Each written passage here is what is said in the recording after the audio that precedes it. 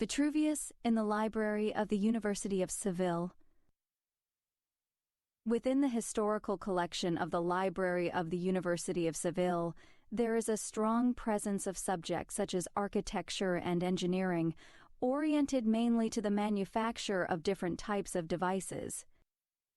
Authors such as Andrea Palladio, Sebastiano Serlio, Jacopo Barozzi da Vignola, and Cristobal de Rojas are some of the names represented in our historical collection in copies of early editions. And of course, within this list we must also mention the Roman architect Vitruvius Pollio.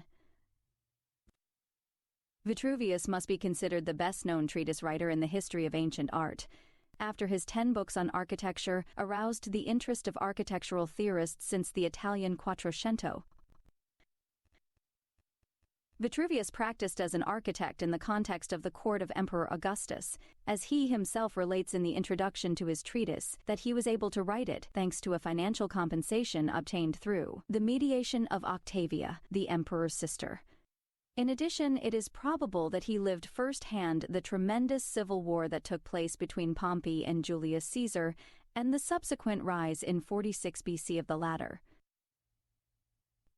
Vitruvius would see the assassination of Caesar 2 years later and the beginning of the political rise of Octavian, as well as the struggle between Mark Antony and Cleopatra.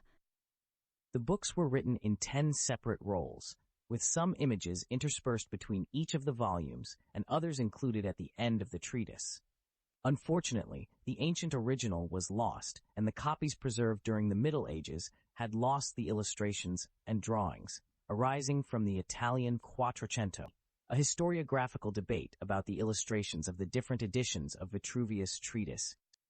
From the 16th century onwards, theorists and architects produced new engravings and drawings that sought to translate into images what was written in the treatise.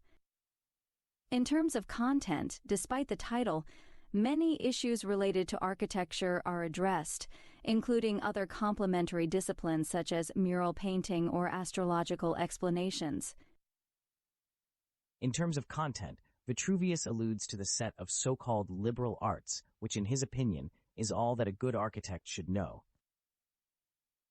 In terms of language, Vitruvius will use Latin as the official language of the empire, although he will also use Greek to describe some concepts related to the arts and architecture. With this treatise, Vitruvius begins the tradition of the scientific treatise that was later continued by Pliny the Elder on nature, Frontino on aqueducts, and Valvo on geometry. The treatise includes knowledge of a multitude of subjects linked to different arts, not limited only to architecture. Each book deals with a specific topic. It highlights the analysis of fundamental concepts for the history of architecture, claiming the role of the Firmitas, Utilitas, and Venustas as structural elements of his thought. Although some texts linked to the medieval world are preserved, was during the 15th and 16th centuries when reprints of the treatise proliferated, constituting one of the fundamental milestones for the artistic literature of the modern age. In the Library of the University of Seville are preserved a dozen treatises by Vitruvius from the 16th century to the beginning of the 19th century. In 1521 sees the light the translation of the architect and painter Cesare Cesariano, disciple of Bramante and Leonardo. This edition should be considered the first Italian translation of Vitruvius's work, which stands out for its particular Renaissance typography and for its illustrations made with the woodcut technique.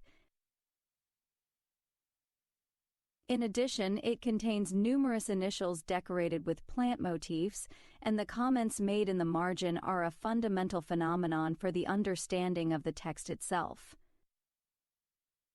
The editing process was not without complications, since almost at the end of the 9th book, Cesariano was expelled from the publishing house and even taken to prison. As a result, he filed a lawsuit against the partners who, in the meantime, disavowing his true authorship, had claimed the merit of the publication, which was resolved in his favor in the year 1528. The copy in the Library of the University of Seville, which is missing the title page, came from the library of the Dukes of Osuna, acquired by the government in 1886, which was distributed shortly thereafter among various Spanish libraries. The Strasbourg edition of 1543, published by Georges Messerschmidt, is the first German edition of Vitruvius. The work contains, in addition to Vitruvius's text, that of Frontino's treatise on aqueducts and a work by Nicholas of Cusa. The copy in the library of the University of Seville comes from the library of Jerónimo de Chaves, who was cosmographer and chief pilot of the Casa de la Contratación during the second half of the 16th century. As in many other cases, Jerónimo de Chaves recorded his ownership of this copy by annotating his surname Chaves on the title page, to which he added the price and date of acquisition. On the 27th of March in the year 1555, I bought this book. It cost me 306 maravedis in Seville. The first version printed in Spain of Vitruvius's work is Miguel de Urrea's translation of 1582, which was printed in Alcalá de Henares by Juan Gracián.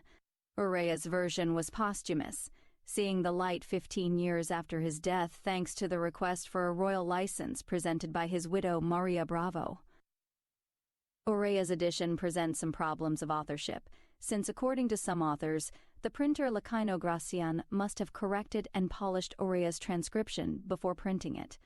Or at least that is how it seems to appear from the words that Gracián himself states in the dedication of the work to the king.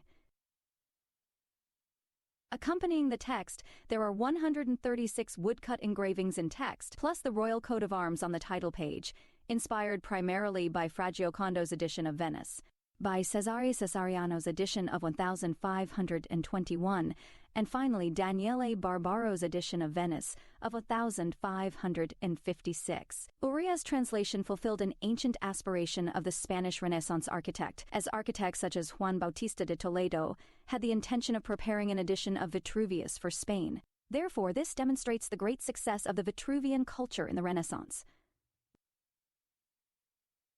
After Urrea's edition, Vitruvius's treatise was not republished in Spain until 1761, when it was printed in Madrid, in the printing house of Gabriel Ramirez. The translation that Joseph Castaneda made of the work, a compendium of the 10 books on architecture by Vitruvius's by the Frenchman Claude Perrault, a work intended for the students of the Academy of San Fernando in Madrid. The third Spanish edition of Vitruvius's treatise was by the Valencian priest José Ortiz y Sanz, a great humanist who knew how to combine his philological knowledge with his interest in art.